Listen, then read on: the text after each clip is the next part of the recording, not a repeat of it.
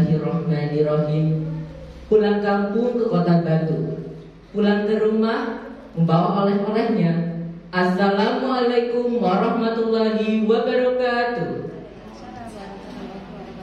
Salam sejahtera untuk semuanya.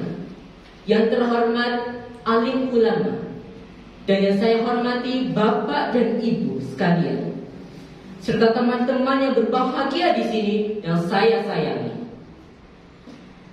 Pertama-tama, marilah kita panjatkan puja dan puji syukur kehadirat Allah Subhanahu wa Ta'ala yang telah memberikan kita rahmat, hidayah, dan kenikmatan sehingga kita dapat berkumpul di pagi hari ini dengan sehat walafiat. Salawat serta salam selalu tercurahkan kepada baginda besar Rasulullah Sallallahu Alaihi Wasallam yang telah membimbing kita dari jalan kegelapan menuju jalan terang benderang, yakni agama Islam. Sebelumnya, let me introduce myself. My name is Ratswalingga Aditama dari SMP Negeri 1 Tongas. Harum wangi, cantik pesona. Hari ini saya akan cerita apaan tuh? Wahai teman-temanku yang berbahagia di sini, mengertikah kalian apa itu ilmu? Apa tujuan itu? Kok bisa orang tua kita sampai memaksa kita untuk menuntut ilmu di sekolah? Yakin benar sudah tahu? Yang benar, dengarkan firman Allah, Surah Al-Mujadalah ayat 11. Bismillahirrahmanirrahim. Yarfa'illahu alladhina amanu minkum walladhina utul ilma darajat. Makna surat tersebut yaitu Allah akan mengangkat beberapa derajat bagi orang-orang yang berilmu. Di sini kita sudah tahu ilmu itu sepenting apa sih? Jadi ilmu itu bisa membawa kita ke dalam hal-hal yang keuntungan, hal-hal yang kebaikan. Tapi sekarang lihat, banyak sekali orang-orang yang mencuilkan ilmu, terutama remaja. Ada tugas, ada PR, nanti ada tugas dari bapak ibu, bilangnya saat disetor, lupa bu, buku saya hilang. Astaghfirullahaladzim. Wahai teman-temanku yang beriman, apakah kalian mengingat cerita Nabi Adam alaihissalam? Iya, bapak manusia pertama kita yang diusir dari surga, yaitu tempat ternyaman, karena satu kesalahan saja. Iya, bapak kita Nabi Adam alaihissalam dibuat dari hamparan tanah liat dan ditiupkan roh-roh oleh Allah Subhanahu wa Ta'ala, dilengkapi oleh hawa nafsu serta akal pikirannya. Apa yang membuat manusia ini menjadi istimewa? Di dalam surah Al-Quran, manusia dibilang sangat istimewa karena Allah Subhanahu wa Ta'ala memberikan manusia akal, atau dalam kata lain sebagai ilmu. Ilmu buat apa? Ilmu itu apa keuntungan bagi kita? Jadi ilmu itu bisa membuat untuk membangun, memperbaiki, memperindah kehidupan untuk menjadi lebih indah. Semuanya adalah ilmu. Oleh karena itu, marilah kita bersyukur kepada Allah Subhanahu wa Ta'ala. Tidak hanya itu, malaikat yang diciptakan oleh cahaya oleh Allah Subhanahu wa Ta'ala yang bersinar-sinar dan memiliki sayap yang megah. Tapi saat ditanya, malaikat tidak tahu apa isi surga itu. Allah pun memerintahkan Nabi Adam untuk menjelaskan isi-isi dari surga tersebut. Hei malaikat, lihatlah, itu adalah pelangi, itu adalah pohon, itu adalah air yang mengalir dari hulu ke hilir. Niscaya malaikat pun terkagum-kagum. Allah pun memerintahkan kepada malaikat untuk bersujud kepada Nabi Adam alaihissalam. Subhanallah. Maka dari itu kita patut bersyukur sekali sebagai makhluk manusia dengan derajat yang paling tinggi di antara makhluk lainnya. Wahai teman-temanku yang saya sayangi dan berbahagia, ada hadis Rasulullah, "Thalabul ilmi faridatun ala kulli muslimin."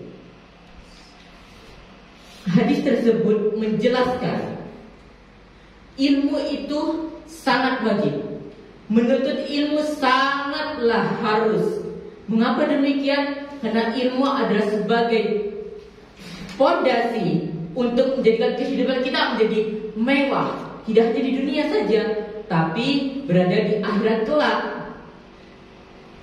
Kita hidup di tahun 2023 ini sudah mendapatkan teknologi-teknologi yang sangat canggih dan maju. Ilmuwan-ilmuwan yang dulunya menciptakan berlomba-lomba agar mendapatkan inovasi baru untuk menjalani kehidupan ini dengan inovatif, kreatif, dan yang penting adalah alternatif. Apalagi sekarang sudah banyak sekali alat-alat yang digunakan untuk mencakup kehidupan kita, terutama saat belajar. Apa saja? Yaitu adalah handphone. Gunakanlah handphone itu dengan sebaik-baiknya, karena teknologi ini membuat kita menjadi lebih terarah, lebih terbantu dengan keberadaannya.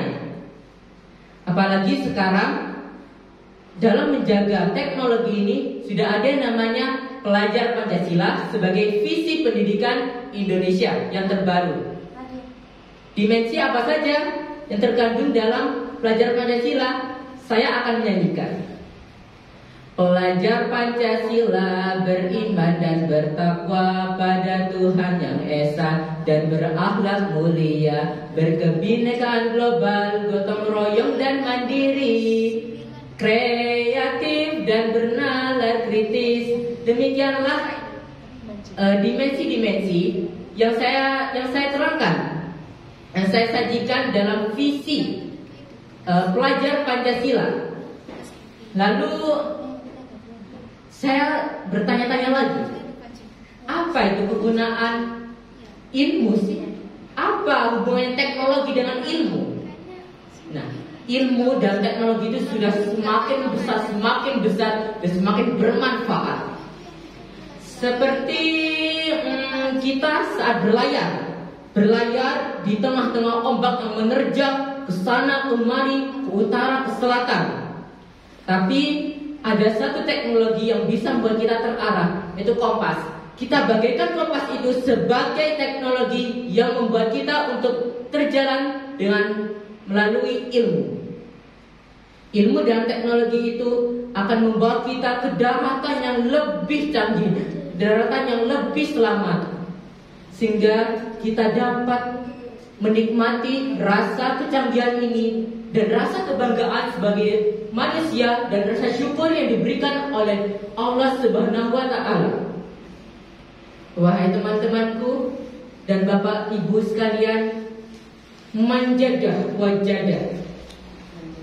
Barang siapa yang bersungguh-sungguh, dia akan berhasil.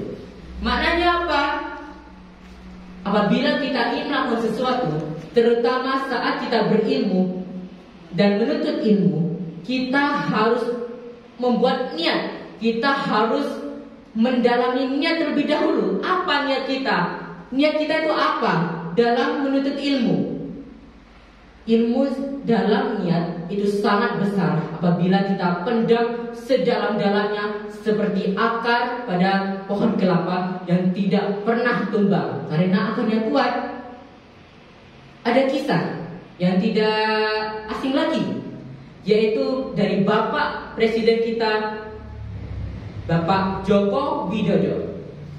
Siapakah dia? Ya tentu dia presiden yang saat memimpin di Republik Indonesia ini. Tapi kita masih belum tahu bagaimana caranya beliau sudah menjadi presiden Republik Indonesia dengan 2 periode ini. Jadi Bapak Presiden Joko Widodo telah mengalami banyak sekali tantangan, sangat banyak sekali rintangan yang harus beliau hadapi. Beliau terlahir dari keluarga yang sederhana, yang bercukup-cukupan, bersahaja. Namun saat ini dia dapat menikmati keberhasilannya itu. Dia dulu adalah seorang tukang kayu. Tapi meskipun demikian, Bapak Presiden Joko Widodo tidak melupakan yang namanya ilmu, karena ilmu itu masih ada selama dikandung hayat. Dengan ilmu-ilmunya Bapak Joko Widodo sehingga membuat beliau menjadi orang nomor 1 di Indonesia ini hingga sekarang. Terima kasih atas informasi yang dapat saya sampaikan. Demikianlah penerangan yang dapat saya sampaikan kepada Bapak, Ibu, serta teman-teman yang saya sayangi. Tapi sebelum saya akhiri, marilah kita berdoa terlebih dahulu dengan bersolawat. Rabbana atina fid dunya hasanah wa fil akhirati hasanah wa qina adzabannar. Rabbana atina fid dunya hasanah wa fil akhirati hasanah wa qina adzabannar. Pak Budi pergi ke pasar Pontianak, tidak lupa membeli ikan patin. Terima kasih untuk semuanya. Mohon maaf lahir dan batin. Terima kasih atas perhatiannya. Mohon maaf sekali lagi bila ada kekurangan kata. Saya akhiri, wabillahi taufiq wal hidayah. Wassalamualaikum warahmatullahi wabarakatuh. See you next time again.